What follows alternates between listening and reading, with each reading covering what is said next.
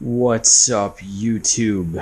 It's Zanrith, and we are going to be working on the XS650 today. It's a beautiful December day, and it's 60 something outside, so the door's open. Actually getting heat into the garage from outside because it's cold. But 650. So what do we got going on with it today? There's a rattle somewhere in the top end. This breather tube back here is cracked, which drips some oil. We got a small oil leak that I think, oh look, found it, that has to do with the rattling. Basically, the camshaft up here is loose, so it's shifting back and forth, not letting things seat properly because there's a couple bearings. Thanks, police, you're ruining my shots. And they don't cover that in the repair manual. Where do these gloves come from? So, that's a cop's pass. So what I need to do is take the top end of the engine off and recenter some stuff. So I got the battery, it's all charged up. We're also gonna, got Discord open, we're gonna find some stuff. Alrighty. So, before we pull the engine out, because I want to pull the whole engine out again, and we got all winter to work on it, so we got time. I want to compression test the engine. Before I start pulling it apart again, I want to make sure I don't have to break it down past where I think I have to break it down and replace cylinder or rings or anything like that. So we're going to do a simple test once I find all the tools I need.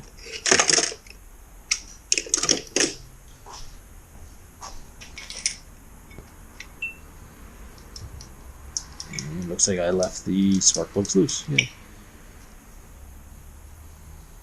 They're black, they're not terrible. They're a little darker than I wanted to be, but we gotta play with the engine, so we'll be fine. One's darker than the other. I gotta remember what these mean, but we'll get there.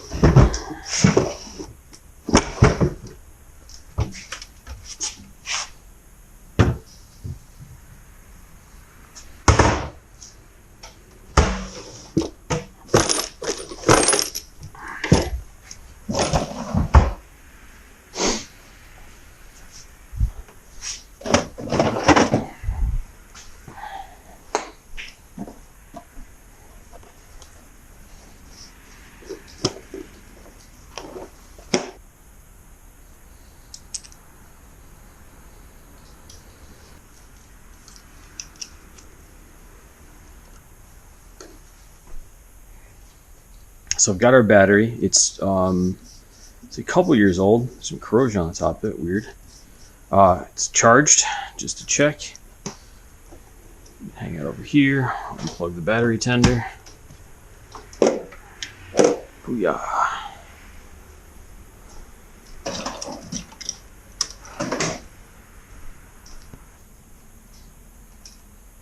Look at that. We're in neutral. Beautiful. All the lights work, which means the battery's charged.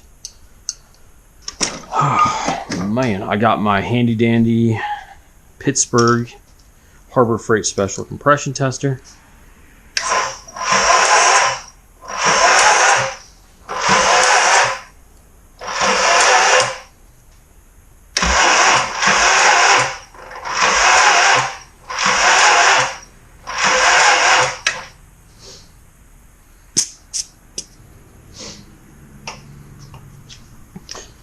Alright, based on the button, it looks like the starter's hurting right now because it's cold as shite out. It's been cold for a while. We're gonna see the old manual way.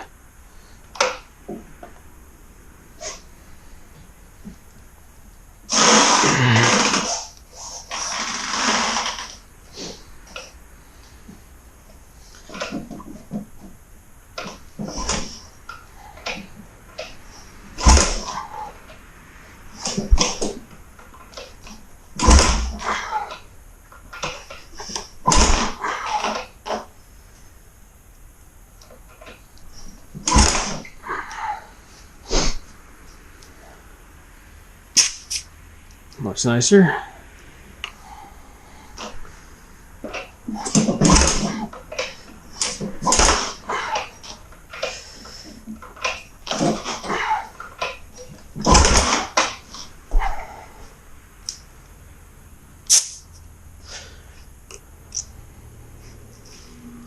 Alright, I got a compression test of just above 90 on both right now. Based on that, it is very cold. The engine's cold, so we're going to compare the compression test to the manual later and see where we need to be. I'll make sure to share that data with you. I thought the book was right here for it, but I guess not.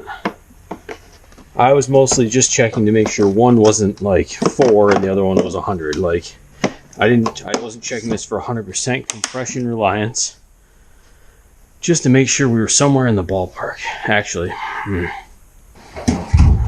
we go. I found the repair manual that I don't think anyone should ever follow. So I'm a little low on the compression side, but the engine is it fired, it ran. So we're gonna just ignore that we're low on it based on it's cold, it hasn't run in a while. It said warm the engine up before doing a compression test, but I didn't. So seeing as I didn't do that, we're within about 2% left or right now, low, but cold engine. So I'm gonna make the assumption it's good for now, I guess. So next thing to do is re-pull the battery out, because I need the battery out so I can pull the tank, or pull the engine, pull the side covers, and get to work on this thing. I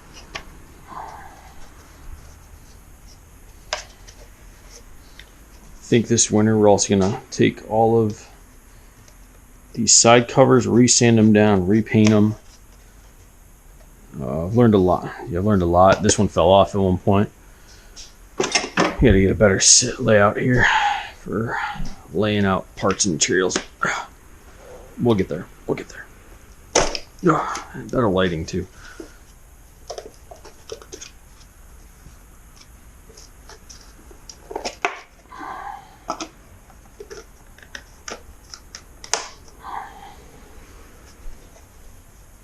Jeez. Grease and stuff flying off the stiff. Pod filters, which I hate.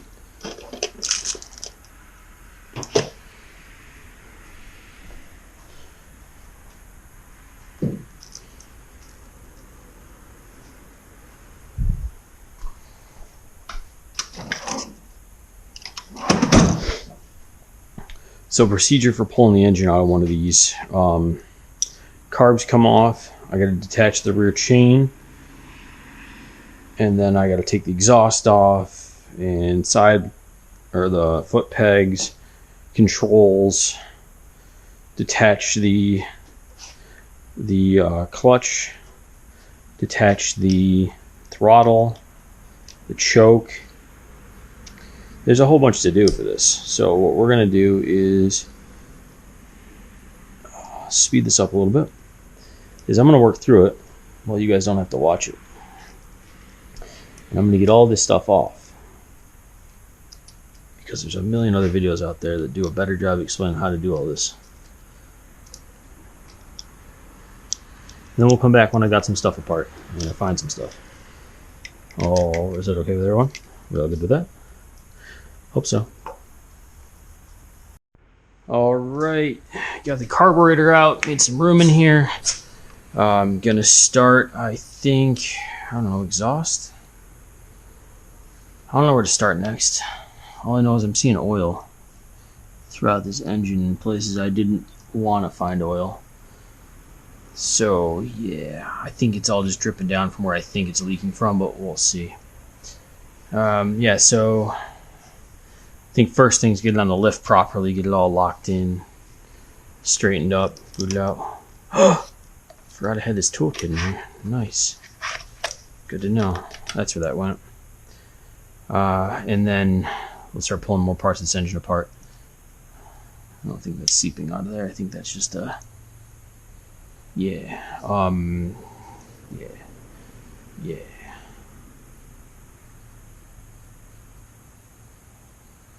Just looking at what I have to do here. It's been a minute.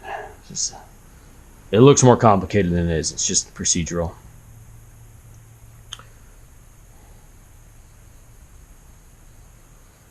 That cover's gonna have to come off too, this side cover, because of the chain. All right.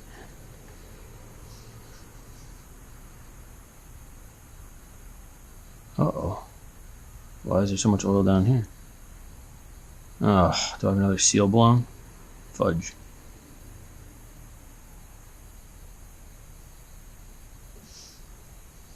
This is a never-ending project, guys. Never-ending project. All right, back to it. All right, we've got the exhaust off, both sides. We've got this side cover off. I can see the chain. The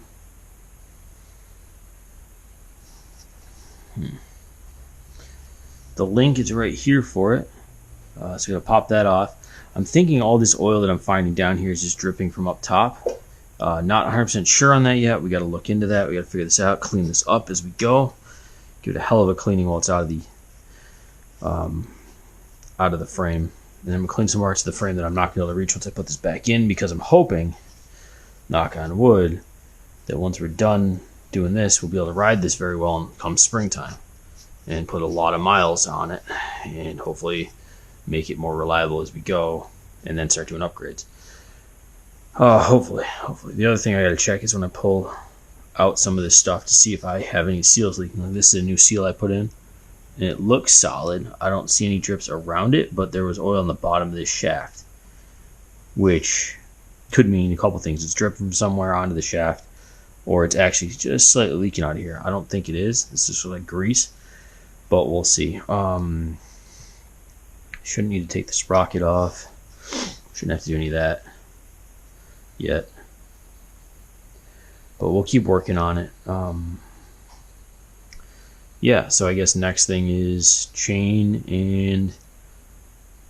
I gotta disconnect. I'm trying to see what electrical needs to come off of this thing. This guy's got to come off here, and that means over there, that's the neutral switch. I gotta figure out how to get that cover back on nicely, and then it also wraps into the something into the charging system, and there might be another one in here. I swear there's one that goes up to something like this. This might be the this actually might be the points, the this guy, ignition timing stuff. I forget what that's called right now, but yeah, we're gonna continue my way on this. Progress. Okay, next steps on the XS650. Remove the chain, which I don't know if I left it neutral or not. I think if it was in neutral I could unclip it and then just roll it around, but we'll see. And then take the engine out, which is a bunch of bolts and nuts that need to come off. And I know that this one down here is a 14 or a 17. I think there's some 14s. These are definitely much smaller. Oh, that's weird. Got nuts on one side, bolts on the other. I'm gonna have to realign all of those. So 1, 2, 3, 4, 5, 6, 7, 8, 9, 10, 11. I'm gonna take all of them out. There's gonna be more room to pull this thing out. But we are gonna turn this guy on. Lights, perfect. 1, 2, 3. Let's grab the wrenches we need. Just gonna grab the whole kit and caboodle.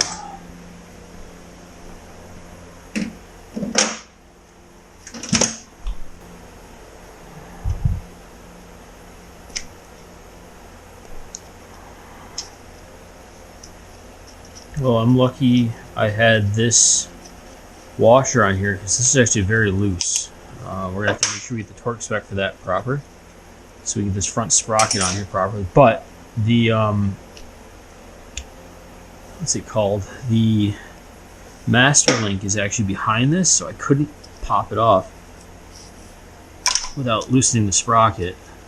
So I figured we just eliminate the sprocket from the equation too. Sprocket teeth look good.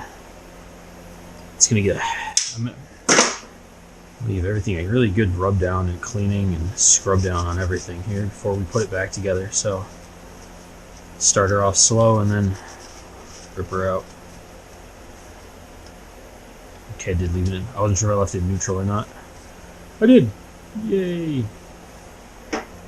So I've got an ultrasonic cleaner over there in the distance. And yeah, 2 different gloves that I'm going to use for cleaning all these parts out before they go back in the bike. This is oil on everything. Try to clean up as much as I can. It'll make it look really nice. I'm even going to take some of these bolts back out and clean them off as we go.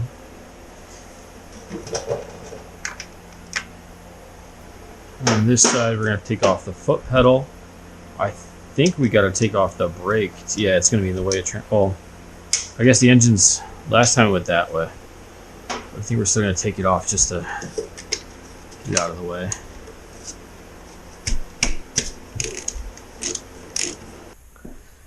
So I've got all the engine bolts out. Oh, I got to take the tachometer off as well. Get a pair of pliers on that. Make sure I'm not bending that. And then the whole engine can kind of lift out. You got to get it over a little hump somewhere down in here. The other thing you got to do is you got to take the starter line off. I can't remember how I did this before. I think I took, there's the cable that goes up to the starter solenoid, of course, down to there. I wonder if I took it off up here. That makes sense. So down under here is the starter motor. It's right up against the engine, or right up against the frame. And it looks like the boot's kind of cracked on mine. I don't want to break anything either. I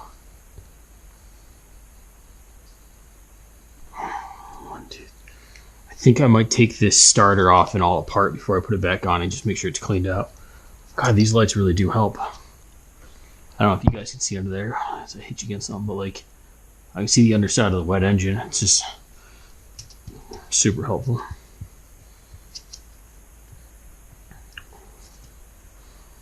I think this was a Chase on 2 wheels thing he did at his old lift, and I was like, that is the greatest idea I ever saw. Yeah, I think I'm going to have to do it up here until I get it off the bike because I can't really get anything in there, it looks like. So let's guess at a 10 mil. And I'll just have to refeed this cable back up as I go. Battery's out. I was going to make sure the key's off, but the battery's out, so we're good. Man.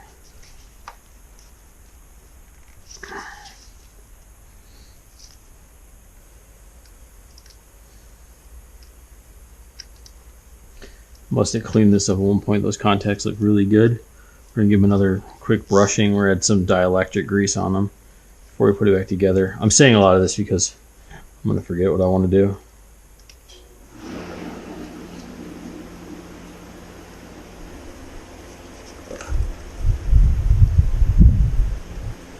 Okay, starter cable is tucked behind the box and up and in.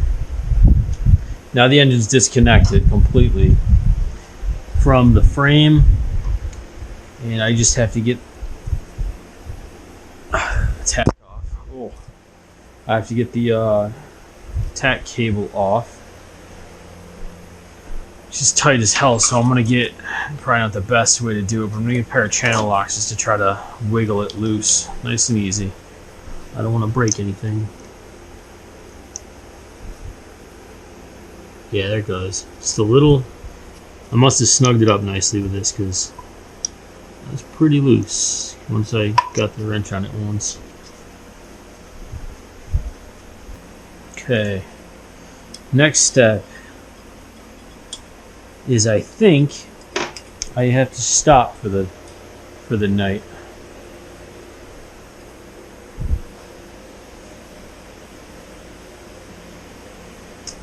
I used to have I built an engine stand for this last time I was out of the bike. It's a nice 2x4 engine stand. That this basically it'll cradle this so that I can work on it without having it rock around on me, and I do not see it. Without it, the engine might fall over. I wouldn't like that. There's an engine under there. That's not it. That's not it. Do a lap through the garage of doom.